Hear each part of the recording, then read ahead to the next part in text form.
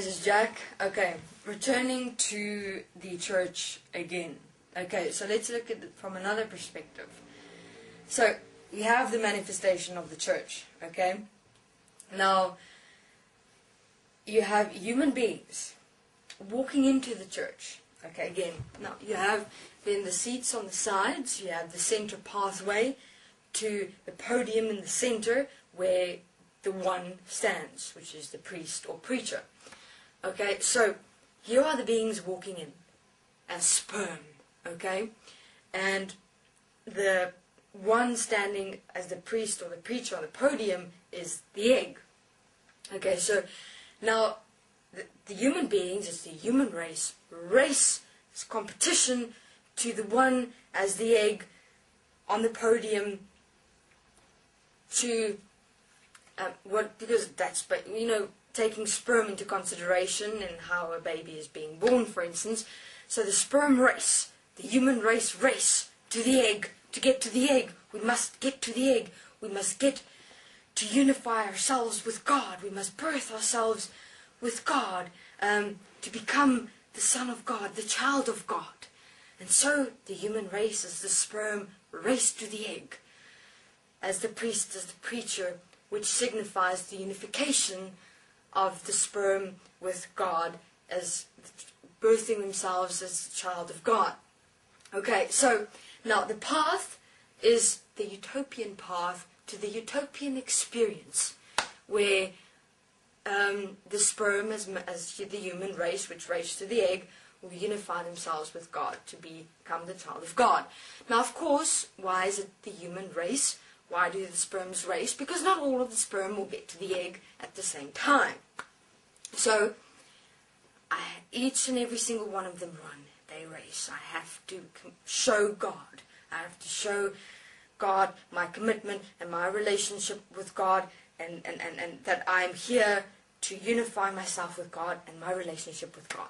Okay, so now the human race, the beings walking on the utopian path to utopia, which is the unification of the sperm with the egg, and they race. And only a few make it, of course. And then when they do make it, the sperm connect to the egg.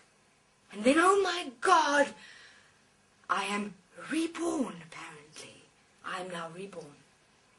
That moment where the sperm, as the human beings that enter that church on the utopian path to go on and experience utopia, move, and that connection is made, sperm with the one standing on the podium, which is the priest. It is so programmed within the human beings that when that unification occurs, that rebirth, I am reborn, I am a child of God, you are apparently cleansed now, you are forgiven, your sins are removed, which is, remember what she spoke about the orgasmic experience, how the orgasm clears the systems within and purifies the systems.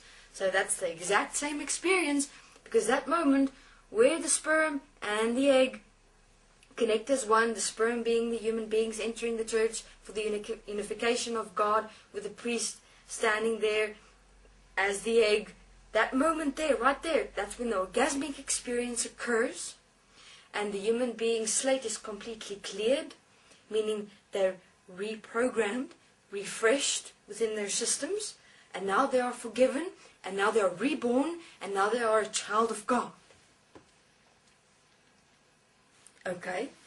So, and then what happens is the following. Now you have a relationship with God. That moment, remember I spoke about the two podium points in the mind consciousness system, where on one side you are, in that moment you place God, the construct and system of God. Now you have a relationship with God, your primary relationship. There's the picture of God, or the picture being your definition and value and worth and experience of yourself, with the idea of God placed there. And now you keep on cleansing yourself and rejuvenating your systems by going to church, praying, reading the Bible, worshipping, singing, being the orgasmic experience where you purify yourself every time with your relationship you have with God in your mind. So, there is the relationship development with God. So now you're placed there, now you've got God in your mind there, and now you go every week to go and have the orgasmic experience with God, with whom you have a relationship with, as you go to church and go and express yourself in an orgasmic experience while you worship and pray and sing, etc. Fascinating. So, let's go over it one more time. Okay, so you have the manifestation of the church. Okay, you have the aisle, which is the utopian path to utopia, which is the egg as the priest standing on the podium.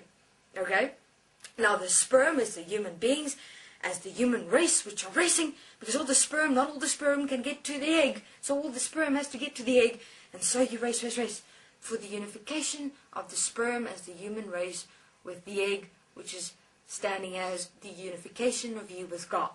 So the moment that unification occurs, and not all experiences, remember, not all, only some will, and then they're placed on the podium so that everyone else can go, oh my God, I want a relationship with God as you have, to also have such an orgasmic experience and be reborn, be rejuvenated. My systems have to be rejuvenated.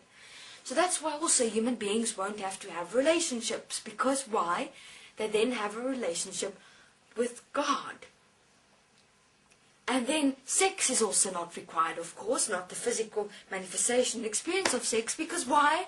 I have my orgasmic experience with God. I have sex with my relationship with God in my orgasmic experience through prayer and worship and singing.